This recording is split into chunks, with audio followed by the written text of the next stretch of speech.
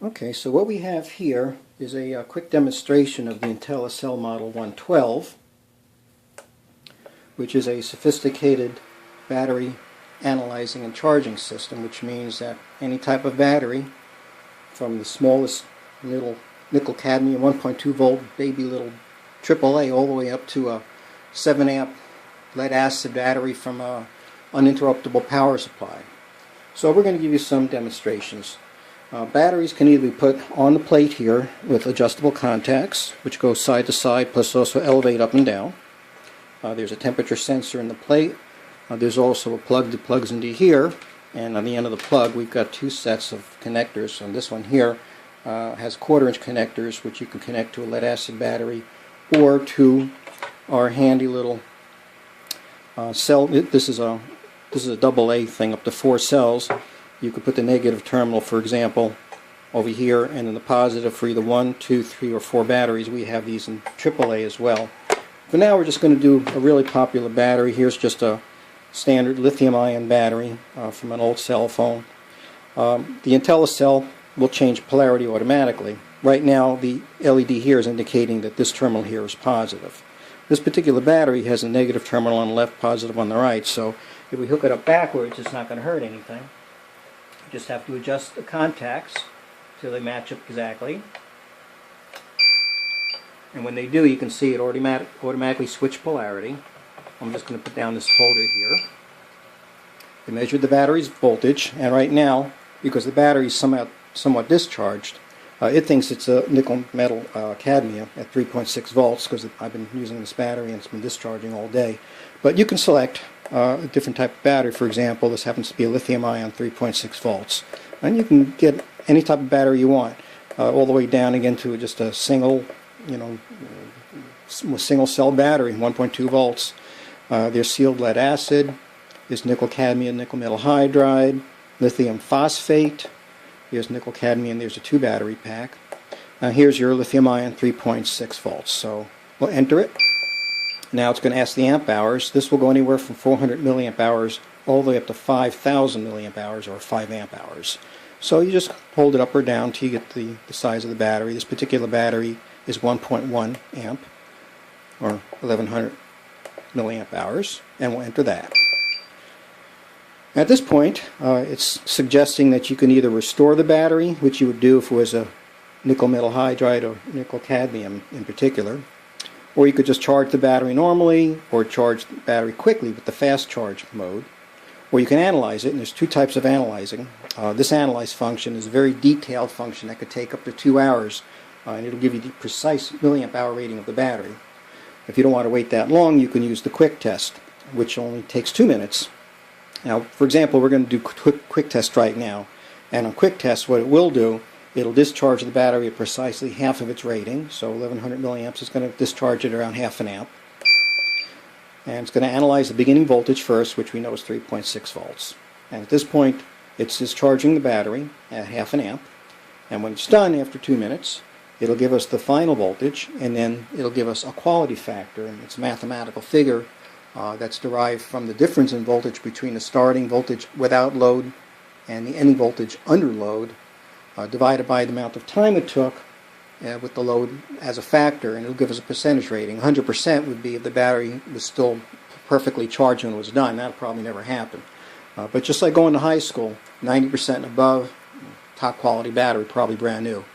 80% and above, good battery, nothing wrong with it, just not brand new. 70, 75%, well, like school, you're a C+ student, you'll work, you just won't be the best. 65 or under, pretty much considered failing. You don't really want to trust the battery that's that low. But it's very accurate, surprisingly so. So in less than a minute here, it'll give us a total figure. And there we go. Ending voltage is only 2.9 volts because we've been beating this battery to death all morning. And the quality percent is only 83%. It's still a good battery, it's just badly discharged. Now from here, it's just going to beep every so often to let the technician know the battery's been tested. In case he's taking care of a customer, he can come take it off. You can reset it or go directly to charge or fast charge. I'm just going to go to charge at this point. Charging the battery, it's going to go ahead and give it a full charge first. It's going to hit it at the maximum rating of the battery, which is 1.1 amp.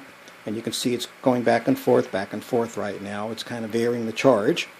And then once the temperature of the battery is sensed that it's starting to go up slightly above 100 degrees Fahrenheit, a little more in body temp, it'll bring the charging current way down, about half to quarter of the value of the battery, still monitoring temperature. If the temperature goes too high too quickly, it will stop and warn you that the battery is overheating. If you put it on the fast charge mode, it'll do that automatically. If it doesn't sense the battery getting warm, it's going to assume that maybe you're using the probe here and you forgot to connect the thermistor, tape it to the battery or something, and it doesn't sense any change in temperature. It will stop and give you all kinds of bells and whistles and remind you that it's not sensing any change. And if you know everything goes okay, you felt the battery, it's good, you can go ahead and push charge again and it'll continue charging. And then after another 15 to 20 minutes, it's going to decide that you're an idiot and it's going to automatically lower the current anyway. So you can't hurt anything. Even lithium phosphates, which are real sensitive to overvoltages, unless you set the wrong battery in the first place, they won't hurt anything. Now at any time, just while it's charging, at any time you can do an analyze function, which we're not going to go through the whole thing. I'm just going to reset it at this point. After a few seconds it'll reset. We'll go through the whole thing again. I'm going to start the analyze function, but we're not going to run it for the full 2 hours. Okay, and the same battery on plate, which means it's sensing the battery here. If I had had this plugged in, it would have said battery on cable and tell us, okay, we're using that type of battery. So we'll go ahead and set a lithium ion. We'll go ahead and set the amp hours again. And this time we're going to do the analyze function. Now what analyze function does, it's quite complicated with a lot of math involved. It'll go ahead and discharge the battery at precisely half its rated current up to 2 hours. In which case, if the battery was perfect, it would take 2 hours, and it would give you an exact milliamp hour rating at the end. This battery is pretty badly discharged, so it's probably only going to run 15 or 20 minutes. When it does, it'll reach the official discharge voltage, which this machine has memorized all the official charging currents, discharge voltage, charging voltages, temperatures, everything is all in memory on this for any type of battery made, for any chemical composition, at least what's been invented up to today's date. Any voltage from 1.2 to 12 volts. And you can see it's discharging the battery right now at half an amp. And that is a dynamic discharge. That means it doesn't use a resistor. It uses MOSFETs. So that means that as the battery voltage goes lower, it's going to automatically decrease the resistance of the MOSFET, so that will always be at exactly half an amp, or whatever, again, half of whatever the battery's rated at. And while it's doing this, it's constantly telling you how much time is going to be left, in this case 119 minutes. And also, after a few seconds, it'll show you what the voltage is down to. It's not going to discharge the battery below its official discharge voltage. It doesn't want to hurt it. I believe on a lithium ion, I believe it's 3 volts if I remember correctly. So right now it's at 3.4 volts. It'll just keep on doing this. As soon as it reaches 3 volts, it's going to do some calculations, and it's going to tell you precisely what the milliamp hour rating is. Obviously, we're not going to let it go that far. We're just going to take it out, and we're going to confuse it, because it's going to wonder what happened. After a few seconds, it'll realize that there's something going on. You can see it can't discharge the battery anymore. After a few seconds of that, it's going to say, okay, well, it's time to go ahead and reset. And it'll automatically reset itself. So that's pretty much it. Some of the features of the unit that make it unique are the autopolarity feature. Another thing also is that if you want to just use it as a general test bench, on a piece of equipment on your test bench, okay, well, of course, it's only showing that it's only 200 milliamp hours, because obviously we interrupted the test.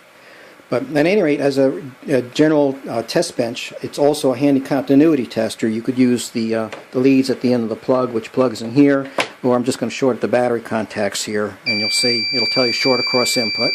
So if you have a shorted battery, it'll let you know that too, but you can just use it as a generic short indicator. And of course, you already know it shows the voltage of the battery, and so it's a good handy voltmeter too. So that's it quickly.